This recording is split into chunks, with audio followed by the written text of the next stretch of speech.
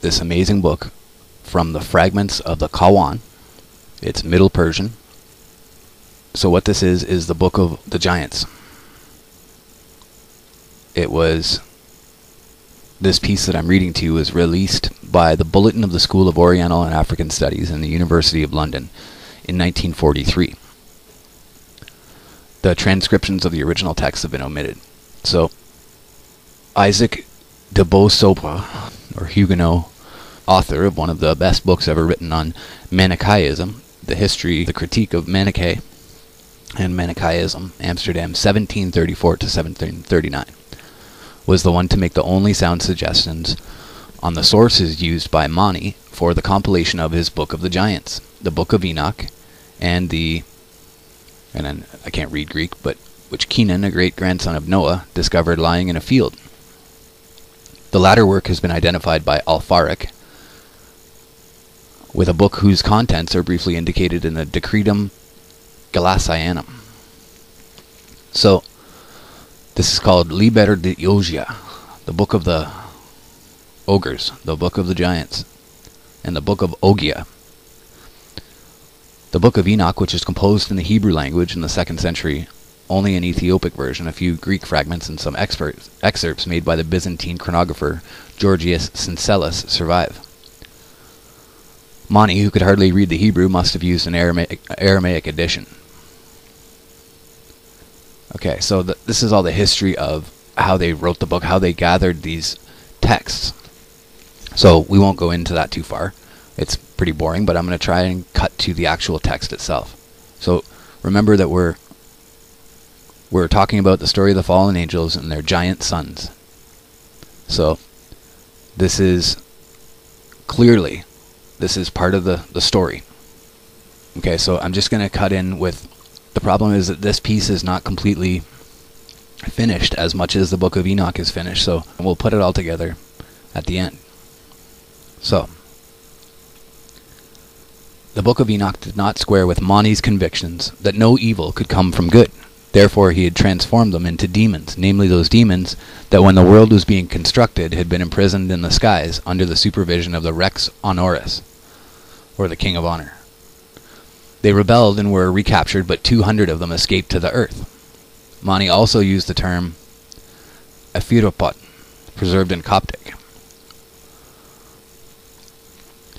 So the puzzling clause of Genesis 6:4, the Nephilim were on the earth in those days, was interpreted by Mani in this fashion. When the egregori descended, the animals, or proto-animals, were already in existence. Many confused Nephilim with Nephal. I don't think he did make any confusion. Where the giants and the abortions are mentioned in one breath. In Manichaean parlance, abortion is synonymous with animal. So this is interesting, just using the words there, how humans are actually in the official government text. If you look up human or person, it comes up as animal or beast of the field. So it's just an interesting tie-in of how they use words against us. We're going to carry on. There's another portion here that I'm going to get into about the name of God again, and how that was actually used, and what really happened there. So what I know so far is that Samyaza knew the name of God, or one of those angels knew the name of God, and made a deal to give that name to Ishtar, and that is what made Ishtar so powerful, and made him or her a god, a little g god. So what happened there, Taba'et, the son of the serpent, or son of serpent, and Kaba'el taught the oath to the humans, and the oath's name is Pika. They asked Michael to enunciate the name so that they might say it in the oath, and they placed it in Aka'e, in the hand of Michael. The heavens are hung, and the world is hung from the oath. So the oath is God's deal, or God's binding arrangement with the stars and with the heavens and with the heavenly appointed angels to conduct their marching orders as he's laid forth in that deal. And it's a contract. So it's the contract or the covenant with God and the angels. And it's the contract and the covenant to hold up their end of the bargain and hold up the universe as we know it, the earth and the clouds and the heavens and everything. The cosmos, the cosmic devices. So we'll carry on. Back to the book of Ogum, or Ogium. Isn't it interesting that the book of Ogum, and Ogum is a language that's made of scratch marks, basically, bar marks, that is found all over the world and in North America. It's almost as if the giants were on the run and made a run to North America for a while before they were all killed off or captured. And you see that what happened when we talked about earlier that God told the angels to bind. He told Gabriel and Michael and Uriel to bind the bad angels, the fallen angels, and he told them to give a sword or weapons to the giants and cause them to have civil war and kill each other. And so that's what this book is about. There's more. They're named the Giborim is another name for giants from the Syriac word gabare. In Eastern sources, they are mostly referred to as demons. The puzzling clause, the Nephilim were on the earth in those days, was possibly misinterpreted. I think that it was not misinterpreted. So, we are therefore left with Giborim understood as giants. Parth, KW, Qua, is freely used in Manichaean texts as of the father of light, of solar deities, also of the first man, and Arhaman, with reference to the first battle, which therefore could have been described as Achaman, and it uses a Greek word for it. However, the word Qua is applied only to men and such beings as are imagined anthropomorphous. Where one would translate it as monster, the Iranian equivalent is mazan. Thus, the Kaphalia, whose breathing operations are responsible for ebb and flow, is called mitzin-i-rigi in Middle Persian. Accordingly, the related words mazan, mazanig, sogd, mitzni, and others should be rendered as monster or gigantic, monstrous. The egregori and their giant progeny are fought and vanquished by 4 archangels: Raphael, Michael, Gabriel, and Israel, Enoch, 10:1, or Uriel, or Phanuel. In the Book of the Giants they are called the 4 angels. They are frequently invoked by name in Manichaean prayers. There were no details about individual feats of the giants in the Book of Enoch. Mani filled the gap with the help of the above-mentioned Liber de Ogia Nomine Gigante. So the book of the ogres named giants. This Ogias has been identified with Og of Bashan, who, according to late sources, lived 5,000 years and managed to survive the deluge thanks to his giant size. But possibly stories that primarily appertained to Ogias were transferred to the better-known Og, owing to the resemblance of their names. The name of Ogias is Y in the Manichaean fragments, and this spelling is presumably more correct than that of Ogias. Og indubitably would appear as Wug, since Mani took Y from an Aramaic text. The ending of Ogias cannot be regarded as a Greek addition. Ogias fought with a Draco, and so did Oya. His enemy was the Leviathan. Oya and his brother Ahya were the sons of Shamas, the chief of the egregori in the Book of Enoch. So Shem or Shem, different translations of Shamas, and also we know we know what character that is.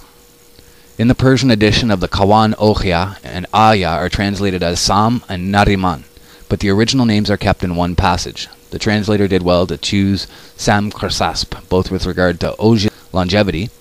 Sam is one of the immortals, and to his fight with the dragon. Sam is a famous dragon killer. In the Sogdian fragments, the name of San is spelt differently. This name may have been invented to keep the names of the brothers resembling each other. Nariman was evidently not known as Sogdiana as a brother of Sam. According to the Book of the Giants, the preoccupation of Sam-Sham was his quarrel with the giant Manichaean, the son of Vir-Og-dad, who was one of the 20ers of the egregore.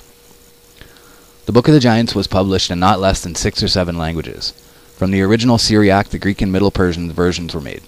The Sogdian edition was probably derived from the Middle Persian, the Uyghur from the Sogdian.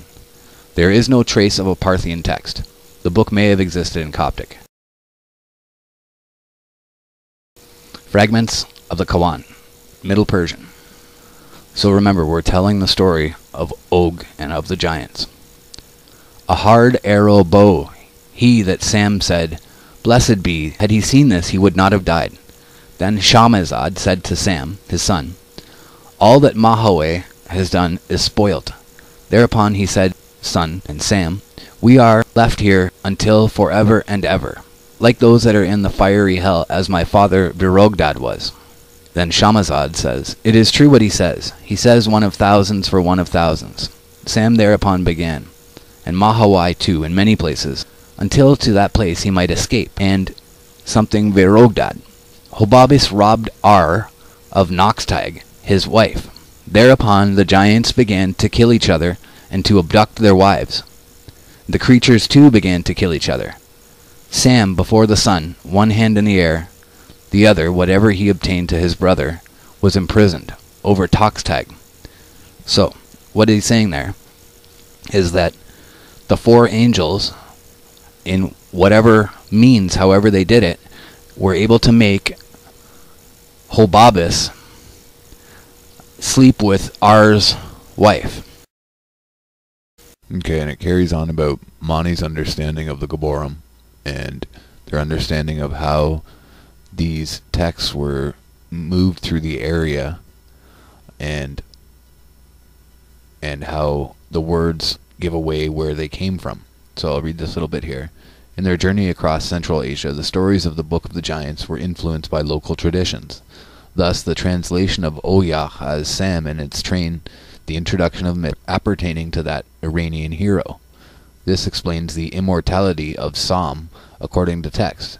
The country of Aryan Vedan, Aryan Vaya in text G26 is a similar innovation. The Qumran Mountains in text Bravo may reflect the Mount Hermon. The progeny of the fallen angels was confined in 36 towns, text Sogdian. Owing to the introduction of the Mount Sumeru, this number was changed in Sogdiana to 32, text G22.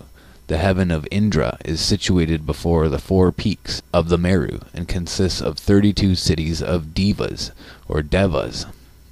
The Atel Handbook of Chinese Buddhism, page 148. Triastrimsat. Fragments of the Ka-Wan, A. Middle Persian. 15 fragments of a book threw out small pieces from the center of the pages. It has proved impossible so far to re-establish the original order of the pages, on purely technical grounds, the size of the fragments, the appearance of the margins, etc. I at first assumed the following sequence. Being unable to estimate the cogency of these technical reasons now, because of the absence of any photographic material, I have decided to change the order of the first 6 fragments in the following way. And then he changes the order. Unfortunately, we do not know in what order Mani had told the story of the giants. The task of finding the original order is made still more difficult by the fact that besides the Ka-Wan book contained 1 or more treatises, namely parables referring to the hearers, and possibly a discourse on the 5 elements. And the only fragments that undoubtedly belong to the Ka-Wan, while the position of the fragments is particularly doubtful, it must be borne in mind that whole folios may be missing between apparently successive pages. Fragment C. Hard arrow bow, he that Sam said, blessed, had he seen that, he would not have died. Then Shamzaid said to Sam his son, all that Matawai has done is spoiled. And thereupon he said to me, we are stuck here, and that are in the fiery hell, as my father Vir-Og-dad was. Shahamazad said, it is true what he says. He says one of thousands for one of thousands. And Sam thereupon began, Mahawai too in many places, until to that place he might escape. And Vir-Og-dad, Hobablis robbed Ar of Naxtag his wife.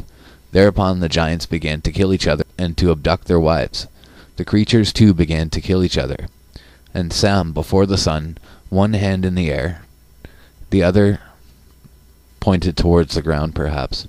Whatever he obtained to his brother, again imprisoned, over Toxtag to the angels from heaven. Toxtag threw or was thrown into the water. Finally, in his sleep, Toxtag saw 3 signs, one portending, one woe and flight, and one annihilation. Naraman saw a garden full of trees in rows. 200 came out the trees. Enoch, now it's on to the next fragment, fragment L. Enoch the apostle gave a message to the demons and their children. To you not a peace, the judgment on you is that you shall be bound for the sins you have committed. You shall see the destruction of your children ruling for 120 years. Wild ass, the ibex, the ram, the goat, the gazelle, the onyx, the oryx, of each 200. A pair, the other wild beasts, birds and animals, and their wine shall be 6,000 jugs. Irritation of water, and their oil shall be, and it cuts to the next fragment, father nuptials until the completion of his in fighting. And in the nest, Oya and Haya, he said to his brother, Get up, and we will take what our father has ordered us to, the pledge we have given, of battle, and the giants, together. And it's broken again, goes to 67. Not the something but of the lion, not the rainbow but the bow, not the something but the firm, not the sharpness of the blade but the strength of the ox, not the eagle but his wings. And I'm sure that this is a prose that some other people know from some other quotation. Not the eagle but his wings, not the something but the gold, not the gold but the brass that hammers it, not the proud ruler but the diadem on his head, not the splendid cypress but the blank of the mountain, not he that engages in quarrels, but he that is true in his speech, not the evil fruit but the poison in it, not they that are placed in the skies but the God of all worlds, not the servant is proud but the Lord that is above him, not one that is sent but the man that sent him. Thereupon Naraman said, And in another place I saw those that were weeping for the ruin that had befallen them, and whose cries and laments rose up to heaven. And also I saw another place, where there were tyrants and rulers in great number, who had lived in sin and evil deeds. When many were killed, 400,000 righteous, with fire, naphtha, and brimstone. And the angels veiled, or covered, or protected, or moved out of sight Enoch, electi auditrices, and ravished them.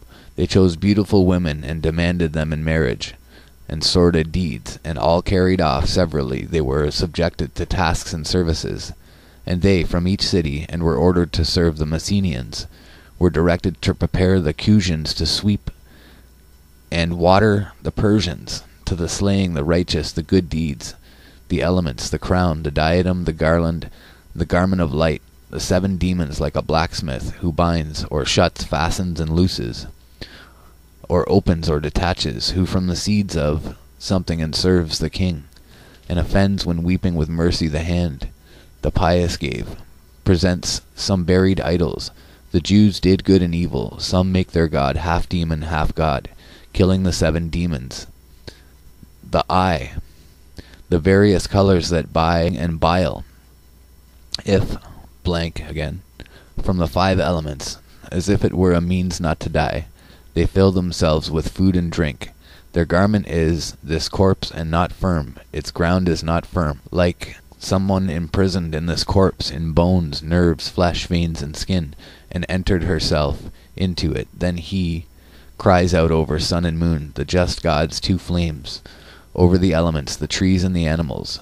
But God, Zerwan, in each epoch sends apostles, Zarathustra, Buddha, Christ. Evil intentioned, from where he came, the misguided recognize the 5 elements, the 5 kinds of trees, the 5 kinds of animals. We receive from Mani the Lord the 5 commandments to the 3 seals, living, profession, and wisdom. Moon, rest from the power or deceit, own and keep the measured mixture, trees and wells in 2, water and fruit, milk. He should not offend his brother. The wise hearer, who like unto juniper leaves, much profit like a farmer who sows seed. In many the hearer who knowledge is like unto a man that threw the dish called a frotag into milk, it became hard. not the part that ruin, at first heavy like. First it is honored might shine 6 days. The hearer who gives alms to the elect is like unto a poor man that presents his daughter to the king. He reaches a position of great honor in the body of the elect. The food given to him as alms is purified in the same manner as that by fire and wind. Beautiful clothes on a clean body turn. Witness fruit 200. Tree like firewood, like a grain. Radiance. The hearer in the world and the alms within the church are like unto a ship on the sea. The towing line is in the hand of the tower on shore. The sail is on board the ship. The sea is the world. The ship is the alms. The tower is the question mark. The towing line question mark is the wisdom. 214. The hearer is like unto the branch of a fruitless tree, fruitless in the hearer's fruit that pious deeds. The elect, the hearer, and Vaman are like unto 3 brothers to whom some possessions were left by their father, a piece of land and seed. They became partners, they reap, and the hearer like an image of the king, and it's broken again, fragment D, an image of the king cast of gold, the king gave presents. The hearer that copies a book is like unto a sick man that gave his thing to a man. The hearer that gives his daughter to the church is like a pledge who the father gave his son to learn to father pledge. Here again the hearer is like stumble is purified to. The soul from the church is like unto the wife of the soldier, or Roman who infantressed 1 shoe. Whoever with a denarius was, the wind tore out one, he was abashed from the ground. Ground, and it breaks again. Sent, the hearer that makes one is like unto a compassionate mother who had 7 sons, and the enemy killed all. The hearer that has piety, a well, one on the shore of the sea, one in the boat. He that is on shore tows him that is in the boat. He that is in the boat, something the sea, upwards to something like a pearl, a diadem. Church like unto a man that fruit and flowers, then they praise. Fruitful tree, like unto a man that bought a piece of land. On that piece of land there was a well, and in that well a bag full of drachmas, and the king was filled with wonder, share, pledge. Numerous hearer, at like unto a garment, like to the master, like in a blacksmith, the goldsmith, to honor the blacksmith, to 1, 2. So you can see how those fragments, you could take them and combine it and come out with the thing that makes sense. Okay, according to Lecoq, Turkey, and Mani the Third, the Museum, this book I believe he's written. Order of pages according to Lecoq, the photo published by Bang, seems to support Lecoq's opinion. First page, fire was going to come out, and I saw that the sun was at the point of rising, and that his center, or dew, without increasing, above was going to start rolling. Then came a voice from the air above, calling me. It spoke thus, O son of Vir-Og-dad, your affairs are lamentable. More than this you shall not see. Do not die now prematurely, but turn quickly back from here. And again, besides this voice, I heard the voice of Enoch, the apostle, from the south, without, however, seeing him at all. Speaking my name very lovingly, he called, and downwards from then. Second page. For the closed door of the sun will open. The sun's light and heat will descend and set your wings alight. You will burn and die, said he. Having heard these words, I beat my wings and quickly flew down from the air. I looked back. Dawn had, with the light of the sun, it had come to rise over the Qumran mountains. And again a voice came from above, bringing the command of Enoch the apostle. It said, I call you, Vir-Og-dad. I know his direction. You, when it breaks up, you, now quickly, people also. And then a small scrap from the center of the page. The order of the page is uncertain.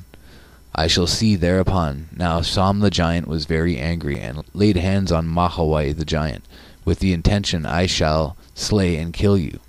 Then the other giants said, or were told, Do not be afraid, for Som the giant will want to kill you, but I shall not let him. I myself shall damage. Thereupon Manichaean the giant was satisfied. Outside and left, read the dream we have seen. Thereupon Enoch thus, and the trees that came out, those are the egregori, and the giants that came out of the women, and over and pulled out over. When they saw the apostle, before the apostle, those demons that were timid were very, very glad at seeing the apostle. All of them assembled before him. Also of those that were tyrants and criminals, they were worried and much afraid. Then, thereupon those powerful demons spoke thus to the pious apostle: By us any further sin will not be committed, my lord. Why have you imposed such a weighty injunction?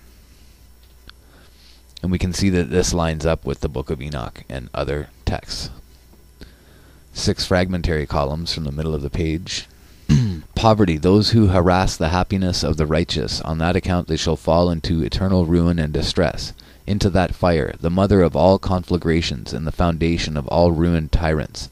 And when these sinful misbegotten sons of ruin in those crevices, and you have not been better, in error you thought you would this false power eternally have, you all this iniquity, you that call to us with the voice of falsehood, neither did we reveal ourselves on your account so that you could see us, nor thus ourselves through the praise and greatness that to us was given to you. But, sinners, is visible where out of this fire your soul will be prepared for the transfer to eternal ruin. And as for you, sinful misbegotten sons of the wrathful self, confounders of the true words of that Holy One, disturbers of the actions of good deed, aggressors upon piety, somethingers of the living, who there, it breaks up again, column E, and on brilliant wings they shall fly and soar further outside and above that fire, and shall gaze into its depth and height. And those righteous that will stand around it outside and above, they themselves shall have power over that great fire, and over everything in it, and something blaze, and souls that they are purer and stronger than the great fire of ruin that sets the world ablaze. They shall stand around it, outside and above, and splendor shall shine over them. Further outside and above it they shall fly after those souls that may try to escape from the fire, and then they throw those souls back into the fire. The 4 angels with the 200 demons, they took and imprisoned all the helpers that were in the heavens, and the angels themselves descended from the heaven to the earth. And when the 200 demons saw those angels, they were much afraid and worried. They assumed the shape of men and hid themselves. Thereupon the angels forcibly removed the men from the demons, laid them aside, and put watchers over them. The giants, and it breaks up, were sons, with each other in bodily union, with each other self and the that had been born to them. They forcibly removed them from the demons, and they led one half of them eastwards and the other half westwards, on the skirts of 4 huge mountains towards the foot of the Sumeru mountain, into 32 towns which the living spirit had prepared for them in the beginning, and one calls that place Aryan Wyzon, or Aryan Wyzon. And those men are or were trained in the first arts and crafts. They made something, and the angels, and to the demons, and they went to fight. And those 200 demons fought a hard battle with the 4 angels, until the 4 angels used fire, naphtha, and brimstone. And then there's the next chapter. And what they had seen in the heaven among the gods, and also what they had seen in hell, their native land, and furthermore, what they had seen on earth. All that they began to teach Hendiadys to the men. Shamazad, the 2 sons, were born by. One of them he named Ohia. In Sogdian he is called Sham the giant. And again a second son was born to him. He named him Ahia. Its Sogdian equivalent is Patsam. As for the remaining giants, they were born to the other demons and Yaksas. Colophon completed the chapter on the coming of the 200 demons. And there's the M500, a small fragment. Manliness and powerful tyranny, he or you shall not die. The giant Sam and his brother will live eternally, for in the whole world in power and strength, and in they have no equal. Quotations and allusions. Middle Persian. And in the coming of the 200 demons there are 2 paths, the herding speech and the hard labor. These belong or lead to hell. The herding speech and the hard labor. The first page, before they were, and all the something fulfilled their tasks lawfully. Angels, and all the angels fulfilled their tasks lawfully. Now they became excited and irritated for the following reason. Namely, the 200 demons came down to the sphere from the high heaven. And the something in the world they became excited and irritated, for their lifelines and the connections of their pneumatic veins are joined to sphere. completed the exposition of the three worlds. Here begins the coming of Jesus and his bringing the religion to Adam and Sittil. You should care. And then we have Coptic. Earthquake and malice happened in the watchpost of the great king of honor, namely the Igregori, who arose at the time when they were, and there descended those who were sent to confound them. These are all different translations of different texts that correlate or are a part of this.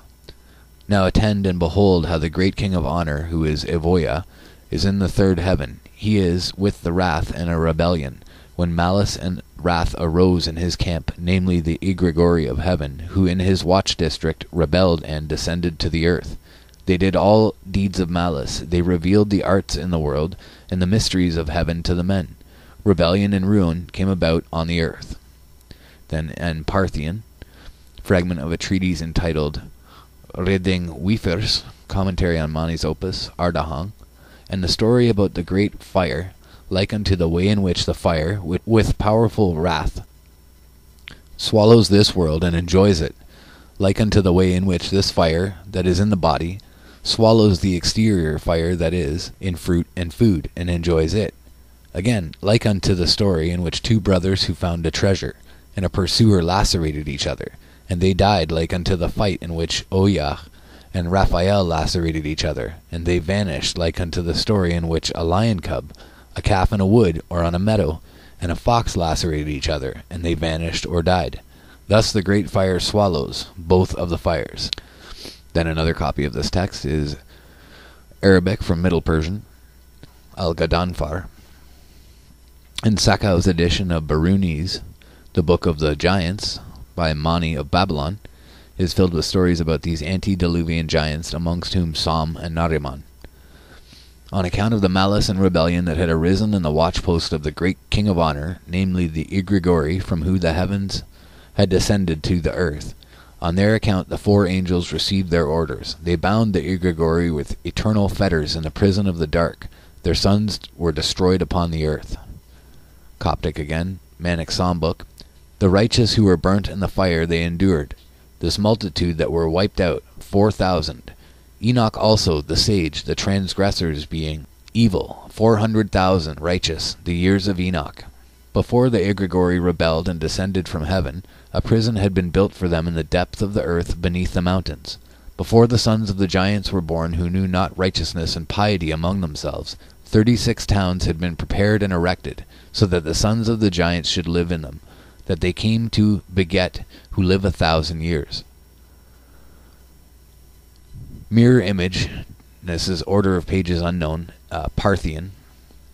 Mirror image distributed the men, and Enoch was veiled, and moved out of sight. They took afterwards with donkey goads slaves and waterless trees, then, and imprisoned the demons, and of them 7 and 12, 3,280, the beginning of King Vistasp. In the palace he flamed forth, or in the brilliant palace, and at night. Then to the broken gate, the men, the physicians, the merchants, the farmers at sea, the armored, he came out. The appendix in Parthian. From the end of a hymn. A peaceful sovereign was King Vistasp. In Aryan, Wizon, Wachman and Zarel, the sovereign's queen. Kudos received the faith, the prince. They have secured a place in the heavenly hall, and quietude for ever and ever. So it's just saying, it's just a hymn saying that he was a peaceful sovereign, and that they received their place in heaven and hell, and who they were. But you notice that it's Aryan and Aryan. Now again in Sogdian, that was Parthian, and now again in Sogdian, small fragment, order of pages uncertain, because the house of the gods, eternal joy and good.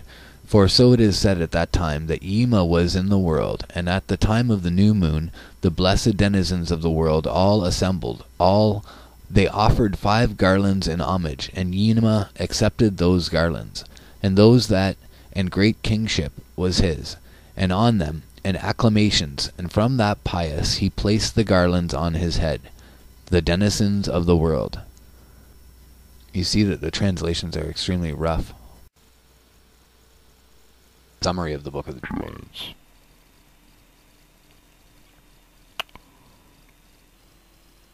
We've already been through the Book of the Watchers in Enoch, and so this will continue on with what's happened there. So, I've read you the fragments, and now we're going to put it back together. The fragments of and allusions to the Manichaean version of the Book of the Giants have been recovered in medieval manuscripts in various languages, including Middle Persian, Sogdian, Uyghur, Coptic, Parthian, and Latin. The following is a summary of the surviving fragments and allusions, which I have attempted extremely tentatively to put in sequence. The summaries are also very tentative. M1. The 200 demons descend to earth. Their descent from heaven stirs up the other heavenly beings. They descend because of the beauty of the women they saw there, and they reveal forbidden arts and heavenly mysteries in order to seduce these women, and they bring about ruin on the earth. Enoch warns that the coming of the 200 demons will lead only to hurting speech and hard labor. They then subjugate the human race, killing hundreds of thousands of the righteous in battle, forcibly marrying beautiful women, and enslaving the nations. The angels veil Enoch, and the righteous endure the burning, and Enoch the sage is mentioned. Samhaza begets two giant sons, Sachim, Oya, and Patsam, Naraman or Haya, and the other demons and Yaksas beget the rest of the giants. So we see that there is one split lineage that came directly from Samyaza, and that one is notable and mentioned, and that all the others the other Yaksas beget the rest of the giants. The giants grow up and wreak ruin upon the earth and the human race. The lamentation of humanity reaches up to heaven. Yima, a transmogrification of the Jewish god according to Mani's cosmology, accepts the homage of humankind as they plead for help, and someone boasts that Sam and his brother will live and rule forever in their unequaled power and strength. The giant Hobabas, or Humbaba, robs someone of his wife, and the giants fall out among themselves and begin killing one another and other creatures. Sam and his brother are mentioned. It appears that Sam has a dream in which a tablet was thrown in the water. It seems to have borne three signs, one portending woe, one portending their flight, and one portending their destruction. Naraman then has a dream about a garden full of trees and rows, and 200 of something, perhaps trees, are mentioned. Someone recites a list of proverbs involving contrasts, usually between the lesser and the greater or the derivative from the source. Naraman tells how he saw in the dream some who were weeping and lamenting, and many others who were sinful rulers.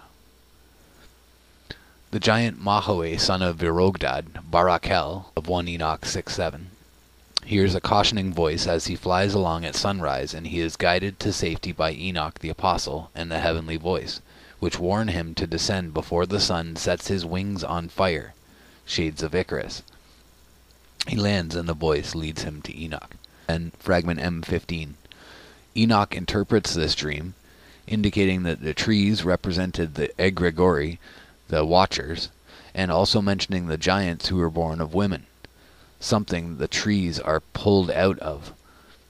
In M16, someone reports that someone ordered him not to run away, but to bring the message written on 2 stone tablets, showing it first to Naraman. He has brought them in order to share the contents of one tablet pertaining to the demons with the giants. Samazad tells him to read the writing by Enoch.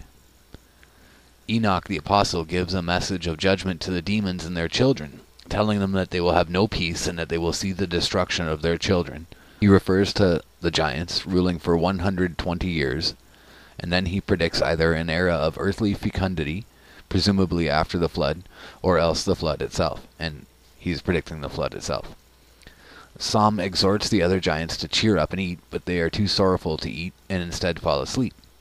Mahoe goes to Atan Bush, otherwise known as Utnapistim, either another giant or another name for Enoch, and tells him all. When Mahoe returns, Sam has a dream in which he ascends to heaven. He sees the water of the earth consumed with heat, and a demon comes out of the water.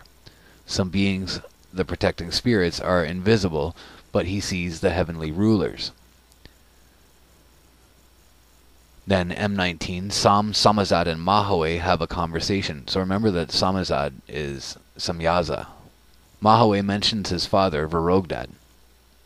There are obscure references to weapons and a blessing on someone who saw something and escaped death, or would have escaped death. Sam and Mahaway search for something.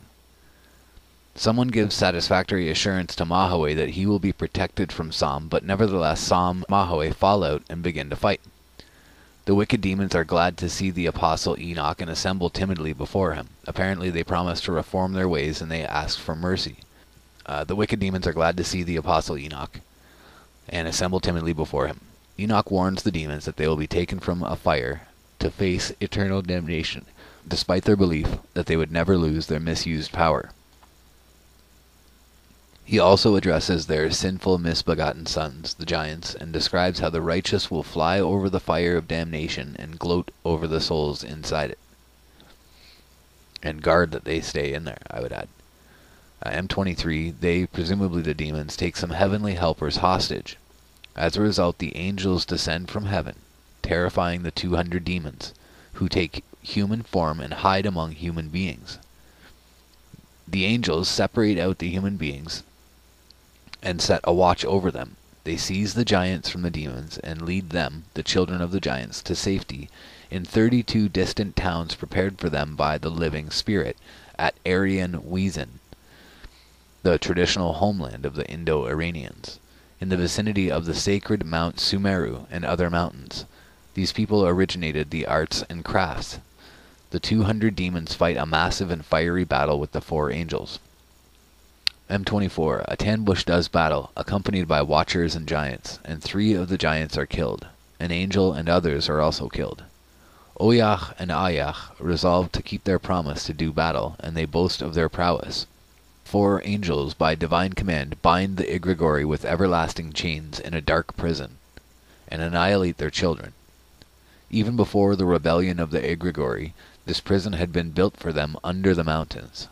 In addition, 36 towns had been prepared for the habitation of the wicked and long-lived sons of the giants before they were even born. Oya, or Haya, the primordial monster Leviathan, and the archangel Raphael engage in a great battle, and they vanished, according to one tradition. Oya survived the flood and fought this battle after it. 3,280 years passed between the time of Enoch and the time of King Vishtasp, who ruled at the time of the prophet Zoroaster, who, along with Buddha and Christ, was an apostle who came before the final apostle Mani. There's a couple interesting things I wanted to mention there. That when they talked about they're taken from the fire, they just endure the burning, and Enoch the sage is mentioned. Now that ties into what we've been talking about recently, and some things that I saw that Zen Garcia was talking about in his amazing stuff that he's tied up. And what he was talking about there is that the righteous actually, in between this period and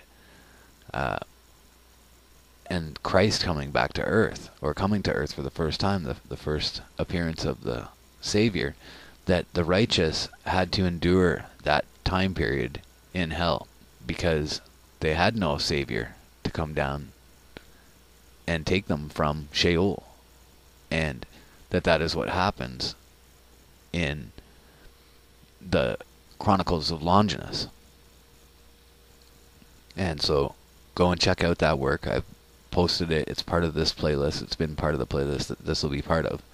So you can see it there, or go to Zen's work at Endeavor Freedom and check out the Chronicles of Longinus, or Longinus, and the Thracian Chronicles, and you'll see what I'm talking about there. And after that, the other thing that I wanted to notice is that for some reason this person believes that the final apostle was Mani, or Mani. An effort to nuance this version is given after the summary. So A1. The angelic watchers beget the Nephilim and the giants, perhaps the same creatures, but perhaps not, through miscegenation with mortal women. These rapacious monsters inflict bloodshed and injustice upon the earth and destruction upon the sea, animals, plants, cattle, and humanity. All this is reported to Enoch, the scribe of interpretation. Enoch addresses God, praising him for his glory, knowledge, strength, and creative acts. A number of giants, including Hobabus and Humbaba, Mahoe, and perhaps the watcher Barak-El, have a conversation in which they discuss killing, perhaps of human beings. Following hints from the Manichaean version and the Midrash of Samyaza, perhaps we should reconstruct here an episode in which the giants have a first pair of dreams predicting the Great Flood. If so, the first dream seems to involve the effacing of a writing tablet by submerging it in water. Stuckenbrook also suggests that a fragment which refers to 3 shoots in a garden belongs to the second parable. The first dream may have told of an angel doing the effacing as a symbol of the destruction wrought by the flood. The second may have told of an angel descending and cutting down all but 3 shoots, representing the sons of Noah, in the garden. Mahoe consults Enoch the first time. It is possible that the first tablet was introduced at this point. These episodes are entirely lost, but their existence is deduced by later references in the fragments. The giants Oya and Mahoe have a conversation in which Mahoe tells Oya something he heard while in the presence of Mahoe's father, the watcher Barak-El. Oya responds that he too has heard of 4 marvels, and he starts to make a comparison which pertains to a woman giving birth. There is a conversation among the giants in which one of them admits that, despite his own might, he has been unable to prevail in war against some heavenly beings, presumably the archangels. Oya mentions an oppressive dream which has disturbed him, and someone tells the giant Gilgamesh to recount his dream as well. Oya says something to his brother Haya about the watcher Azazel, the watchers, and the giants. In another fragment that may continue this speech, one of the giants resigns himself that there is no escape and that he and the others must die for their misdeeds. He refers to a vision that hinders him from sleeping. Someone enters the assembly of the giants. Perhaps a conversation continues in which the giants anticipate with dread their coming destruction in the flood for their sins, in which they will be stripped of their form and reduced to being evil spirits. The watchers tell the giants that they themselves are imprisoned and perhaps that the giants are being defeated. Mahoe and the 2 tablets are mentioned. The second tablet is now read. It is a letter from Enoch to the watcher Samyaza and his companions, and they are rebuked for their and their sons, the giants' corrupt acts, which have come to the attention of the archangel Raphael. They are warned of imminent destruction and ordered to release their hostages and to pray. Nevertheless, Oya informs the giants of a message from Gilgamesh and Hobabus, which involves the cursing of the princes and which cheers the giants up. The 2 giants Oya and Haya have dreams. Haya describes his in the assembly of the giants. He dreamed of gardeners watering a garden which produced great shoots, but a disaster of some sort destroyed the garden in a deluge of water and fire. The other giants are unable to interpret his dream. Haya proposes that they consult Enoch for an interpretation. Then his brother Oya reports that he too had a dream, in which God descended to the earth, thrones were set up, and God sat enthroned amid a multitude of angels and presided over a judgment based on the opening of certain books. The giants, presumably unable to interpret this dream either, summon Mahoe and send him to Enoch, whom he has encountered before, to ask him to interpret the dreams. Mahoe takes wing and flies across the great desert until Enoch sees him and calls to him. Mahoe refers to this as his second visit and makes the request. Bits of Enoch's interpretation may survive in a fragment that mentions the violent deaths of a number of watchers, Nephilim, and giants, and also in a small fragment that says, "No peace to you." Enoch pronounces an eschatological or post-diluvian blessing of earthly prosperity. Presumably much of the story came after this point and is now lost. Reconstruction of the Aramaic Book of Giants remains extremely subjective, but a number of objective factors limit the possible arrangements and point us in certain directions. The most important external factor is the assured sequence of fragments in some of the manuscripts based on physical joins. So we see that they're having problems with putting these things together, and seeing how clearly they line up. A third factor is the internal evidence of the fragments themselves. Stuckenbrook, building on Garcia Martinez's comments, allows for passages that pertain to the early part of the Watchers Giants narrative, when the Giants are free agents after they, or better the Watchers, have been imprisoned. He also points to the reference to 2 tablets in A10, with the second tablet being read later than the first, and to Mahawe's second visit to Enoch in A13. In both cases, earlier lost portions of the narrative are hinted at. The biggest difference between Stuckenbrook's sequencing and those of some other commentators is that he reconstructs 2 pairs of 2 dreams. Bayer, Reeves, and Garcia Martinez group the fragments pertaining to dreams into one episode. Cook, however, does reconstruct multiple dream episodes, although not in precisely the same order as Stuckenbrook, and Puek accepts the necessity of an earlier pair of dreams, although he does not accept that the material assigned to the second dream by Stuckenbrook in A5 belongs there. He puts it correctly, in my view, in the first dream. So we see that they really are fighting over how these reconstructions go together. And we see that the founder of the Manichaean religion was the apostle Mani in 216 to 76 CE, who was raised in southern Mesopotamia in a Jewish Christian Baptist sect called the Elkazites. From age 12 on, Mani began to have visions. Eventually, his visionary experiences led to his being expelled from the sect, and he then founded his own religion, sending out missions to Iran, India, Syria, and Egypt. Late in his life, he fell out of royal favor and was sent to prison, where he died. He wrote detailed scriptures so that his doctrines would be preserved forever, even going so far as to invent a new script to write them in, but over time nearly all of these scriptures have been lost. This makes it very difficult to reconstruct his original theology. We know that he drew on otherworld religions to interpret himself as the culminating revelatory intermediary for Christianity, Zoroastrianism, and Buddhism. We also know that the Manichaean religion taught an extremely complicated system, Gnostic dualism, centered around a cosmological myth about the war between the originally pristine realms of light and darkness. The physical universe was created as a trick to liberate the captive sparks of light in living beings from the realm of darkness. There were 2 classes of practicing Manichaeans: the elect, who lived ascetic monastic lifestyles of celibacy, vegetarianism, etc., and the hearers, who supported the elect financially and otherwise in the hope of being reincarnated themselves as elect in due course. Although most of Mani's scriptures are themselves lost, lists of the titles of these documents survive in works by both friendly and hostile writers who wrote in Coptic, Greek, Arabic, and even Chinese. Allowing for minor corruptions, all the lists mention the same 7 works, usually in more or less the same order.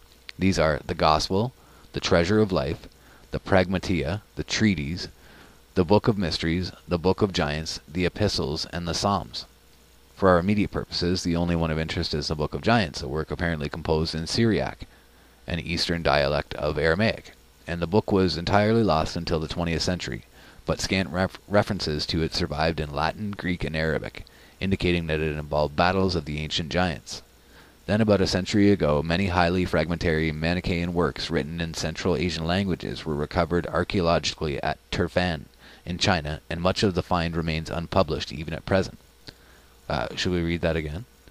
Then, about 100 years ago, many fragmentary Manichaean works written in Central Asian languages were recovered at Turfan in China, and much of the find remains unpublished. Among the published fragments are many badly eroded manuscripts of the Book of Giants in various languages. So we see again that they have found this very clearly. They probably have a very clear, good book of it, and we are not given that translation. The Manichaean versions adapted the story of the giants to fit Iranian mythology. Sciarvo discusses these adaptations at length, and 3 of the most striking adjustments have to do with the names of the major characters. Sam, or Sam, is the name of the immortal dragon slayer in later Iranian epic. His name is given to the giant Oya, and Oya's brother Haya is given the name Naraman, who in Iranian epic is a figure closely connected to Sam, either identified with him or presented as one of his close relatives. The name of the father of the giant Mahawe, the demon Vir-Og-dad, means given by lightning in Persian, a loose translation of Barak El, which is Hebrew for lightning of God. The watcher Barak El seems to be the father of Mahaweh in the Aramaic version of the Book of Giants. Between Mani's Book of Giants and the stories of the giants related in the Enoch literature and in Jubilees, these were already good indicators of Mani's use of earlier Jewish traditions, a use confirmed by the discovery of the Dead Sea Scrolls in 1947. These consisted of many hundreds of parchment and papyrus manuscripts in Hebrew and Aramaic, with a few also in Greek, most of which had rotted away into tens of thousands of fragments. Fragments survived as some of the Enoch books in Aramaic, and also the Book of Jubilees in Hebrew. J.T. Millick has also discovered roughly 6 to 10 extremely poorly preserved manuscripts of an Aramaic Book of Giants, apparently the document used by Mani as the basis for his scriptural work. These manuscripts give no indication of being sectarian compositions. Their paleographic dates fall roughly across the 1st century BCE, so presumably the book was composed before this, although how long before remains open to question.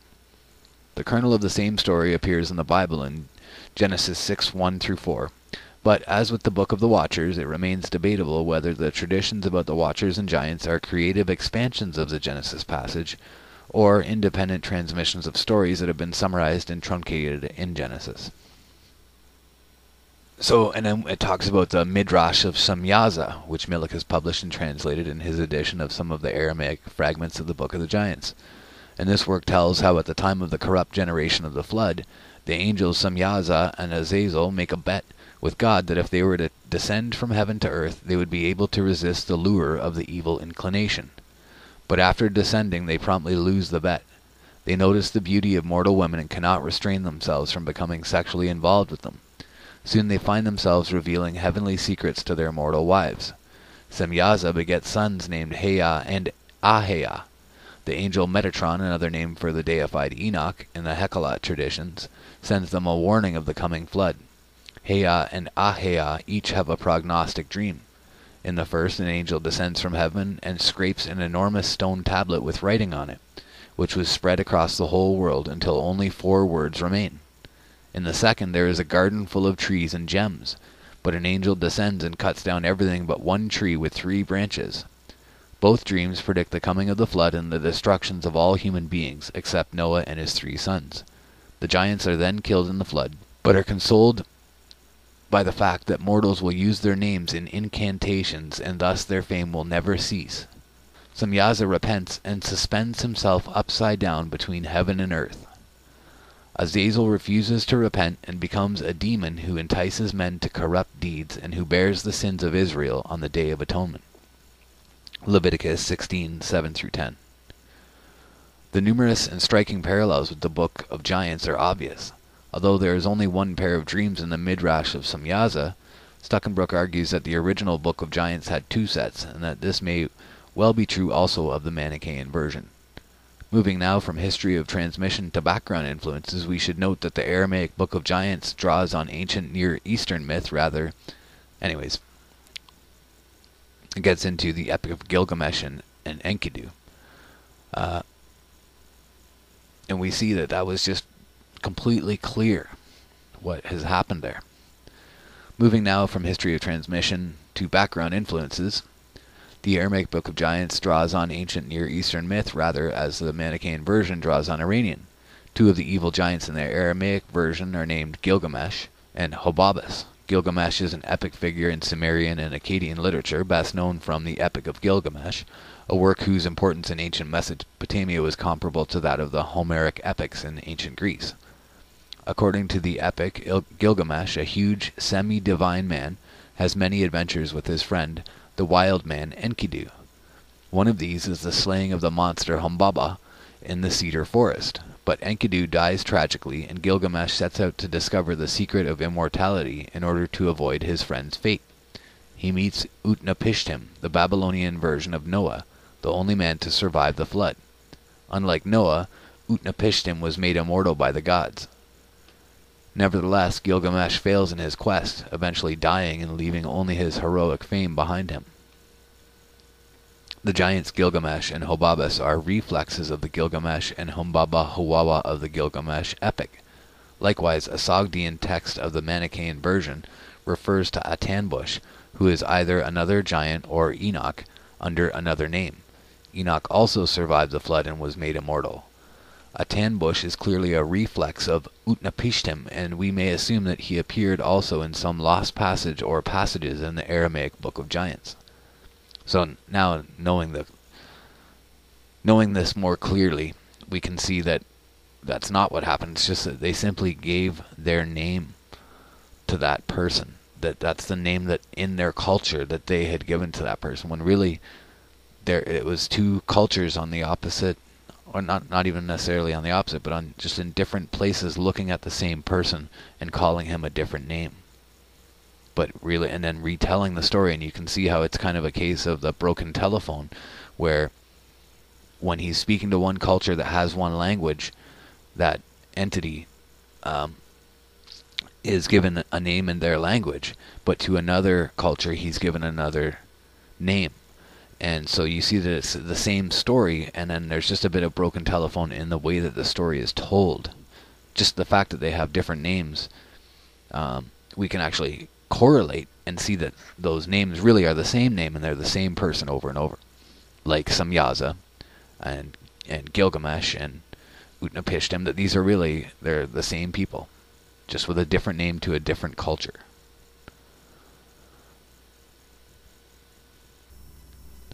A hard arrow bow, he that Sam said, blessed be, had he seen this, he would not have died. Then Shamazad said to Sam, all that Mahaway has done is spoiled. Thereupon he said to so-and-so, we are until, and that are in the fiery hell, as my father Vir-Og-dad was. Shamazad said, it is true what he says one of thousands for one of thousands. Vir-Og-dad, Hobabes, robbed Ar of Noxtag his wife. Thereupon the giants began to kill each other and to abduct their wives. The creatures too began to kill each other. Sam before the sun, one hand in the air, the other towards the ground. Whatever he obtained to his brother imprisoned over Toxtag to the angels from heaven. Toxtag threw or was thrown into the water. Finally, in his sleep, Toxtag saw three signs, portending one woe and fight, and one annihilation.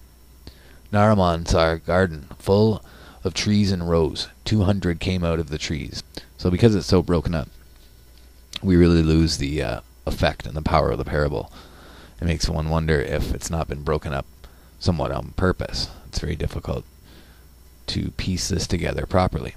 But when you do piece it together, we see an interesting story that continues on in the story of the Book of Enoch and the story that we've come to know here. And mainly being that the fallen angels bred with humans, and that this is what they're talking about. And they're talking about the story of their first children and how they were killed. And so this is part of how the angels did that, was to have the egregori and have them go to war against each other, by having this affair go on between the king and another giant's wife, and that drives them to war. And then he goes on with several parables. And what this is actually saying is that one of these giants, one of these men that was a giant, or was part of that, actually had his own dream fugue in which he was given this parable. And that's what we're reading about. So I think it's pretty interesting. Like this part, they took and imprisoned all the helpers that were in the heavens, and the angels themselves descended from the heaven to the earth. And when the 200 demons saw those angels, they were much afraid and worried. They assumed the shape of men and hid themselves. Thereupon the angels forcibly removed the men from the demons, laid them aside, and put watchers over them. Then it cuts up and it says, the giants. Then it cuts up and says, were sons with each other in bodily union. And it breaks up again, with each other self something. And the something that had been born to them, they forcibly removed them from the demons. And they led one half of them 20 eastwards, and the other half westwards, on the skirts of 4 huge mountains. towards the foot of the Sumeru mountain, into 32 towns which the living spirit had prepared for them in the beginning. And one calls that place Aryan Wyzon.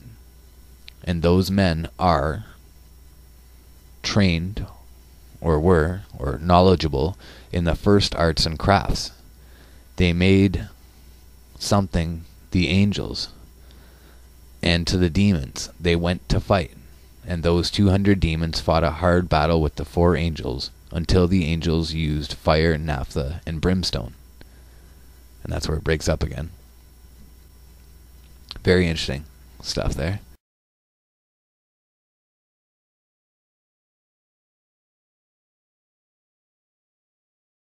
Here begins Sansai's question, the world. And again, Sansai asks the light apostle, this world where mankind lives, why does one call it birth, death?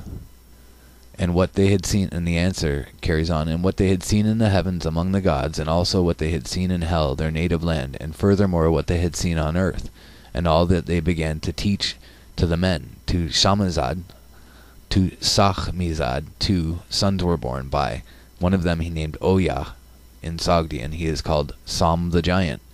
And again, a second son was born to him. He named him Achia, its Sogdian equivalent.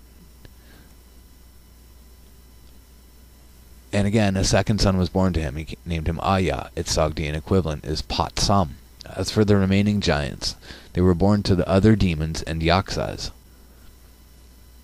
And Colophon completed the chapter on the coming of the 200 demons.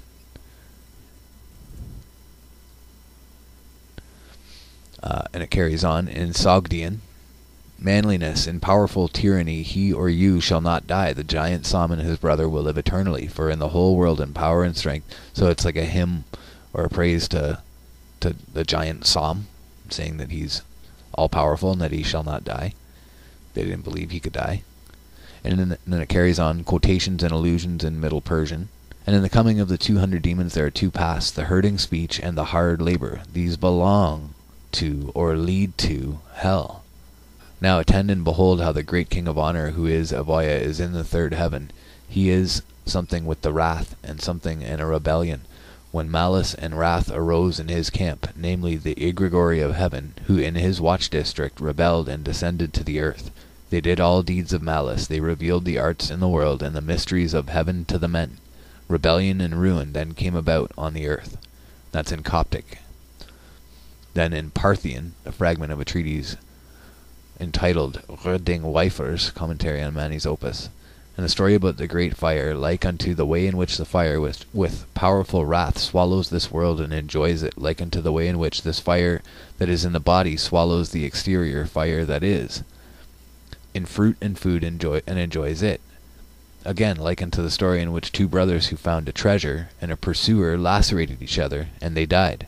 Like unto the fight in which Oya the Leviathan and Raphael lacerated each other, and they vanished. Like unto the story in which a lion cub, a calf in a wood or in a meadow, and a fox lacerated each other, and they vanished or died. Thus the great fire swallows, etc., both of the fires. That carries on from where it says, and again Sensei asked the light apostle, this world where mankind lives, why does one call it birth, death? Samsara Chin Sheng Shu. So it's Chinese Sheng Su. So that's interesting that he's saying, Sensei asked the light apostle, why does one call it birth, death? And then that story is the one that should be connected next to it. And it goes like unto the story of the great fire that swallows this world and enjoys it, like unto the way in which this fire that is in the body swallows the exterior fire that is fruit and food and enjoys it. Again, like unto the story in which 2 brothers found a treasure, and a pursuer lacerated each other, and they died. So you see that that's the piece that should be connected there, and it's pretty simple to connect it. It wouldn't take too much, really, to put those together, but they're telling us that they can't put it together. So this is why I've taken some time to release this to you, is that I figured I may as well put it together a little more sensibly than the way that it's laid out to us, because it's laid out, again, extremely poorly. I was just listening to Zen Garcia again the other day, and recently, and there was a really funny part that came up, and I noticed this all the time as well. This funny part that came up where they were talking about Longinus and Longinus and the spear of destiny and Longinus, and how he was blinded in one eye, and how when he speared Jesus on the cross, that the blood and the water that shot out into his eye healed his blinded eye, his long blinded eye. And that when you check out the mainstream Wikipedia or the mainstream version of the story, they tell you, oh no, it somehow cleared up an infection that had long been bothering him. But that's not what had happened. He had a long disabled eye from war. So he had been mortally or nearly mortally wounded and blinded in his eye, and it completely healed it. So you see again their petty attempts and their petty ways that they take these things apart and make them seem like they're not important. And again, like this one, you can see that it's an incredible story, but they have taken it and broken it. They've chopped it up into enough of a destructive manner that it's difficult to put it together properly again. So again, what it's saying that's interesting is that on Sumeru, in this in-between world, that they're, I guess it would be the lower parts of heaven, that there are these towns created, and 36 or 32 towns. The heaven of Indra is situated before the 4 peaks of the Meru and consists of 32 cities of devas. So, the Book of Giants has so far been attested in the following languages: Middle Persian, Thus, the Book of Giants has so far only been transmitted in the East Manichaean tradition by the collection of texts in Berlin, St. Petersburg, and Kyoto. Nothing is left of the original Aramaic text. Gee, I wonder why. But through the use of material from the Book of Giants and Coptic Manichaean writings, the work had also become known as the Manichaeans of Western countries. So again, what I'm getting to here, what's interesting is that the Book of Enoch was written by him at least 300 BC, or quite a distance back, before the Christian era. So what we see that's interesting here is that God hid Enoch until the appointed time. And if this information had been out for the last 3,000 years or 2,000 years and been part of the real public consciousness, if he'd been able to put these pieces together for all this time, humankind could have known for that entire time that these stories were real and could have gone back to God. And even after finding it, look how long it's taken for them to put it together and put it out, and we hear very little of it. This is a very well kept secret, a very well guarded secret. And then even the parts that they let out are only portions of the actual text, and they're missing major chunks that have to be filled in by us. And as you see, we've had to go to at least 20 different sources to get all this information. So carrying on, about the giants and Satan himself. The Book of Giants tells the story of those demons who were chained up by the living spirit, assisted by his 7 sons in the 7 lower firmaments of the sky, and of whom 200 had been able to free themselves and return to earth. Here the human race had already spread, and it was the period of the apostle Enoch. The demons, traditionally called guardians, subjugated humanity and established a tyrannical rule of terror, and with the daughters of mankind they begot a race of giants.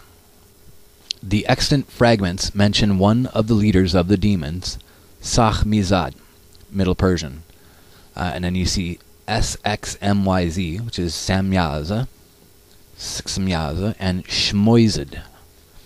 His sons, the giants, Sham, Sogd, Sham, Shem, and Neriman, another leader, who's under Vir-Og-dad, which is that king Vir-Og-dad. His son Mahaweh, and other names, they describe the fight among the demons, the killing of 400,000 just men, and the struggle of Shamash against the sea monster Leviathan, and the terrible nightmares announcing the punishment of the demons. To seek their interpretation, the winged Mahawai is sent to the apostle Enoch, who was carried to heaven. Finally, the four avenging angels identified as Raphael, Michael, Gabriel, and Israel, or Uriel, were told to put an end to the evil doings of the demons and incarcerated them and their sons, i.e. the giants. So just another place there where it's identified.